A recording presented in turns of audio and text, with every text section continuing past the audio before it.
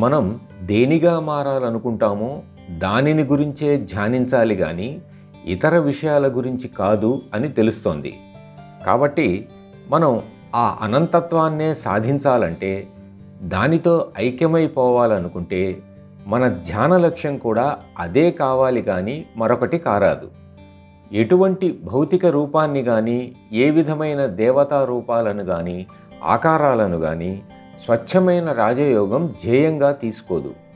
రూప గుణరహిత అగోచర అనంతత్వమే దీని ధ్యేయం. సత్తత్వాన్ని సాధించడమే మన సంపూర్ణ నిర్దిష్ట లక్ష్యంగా గల సరైన ధ్యాన పద్ధతిని సహజ మార్గం బోధిస్తుంది. ఈ పద్ధతే నా గురువర్యులు మెరుగుపరిచిన రాజయోగం. దీనిని వారి సమర్థ గురువర్యులు ఫతేగర్ వాస్తవ్యులు శ్రీ రామచంద్రజీ పునరుద్ధరించారు. ఈ విధానంలో మన ధ్యాన లక్ష్యం అనంతత్వమే.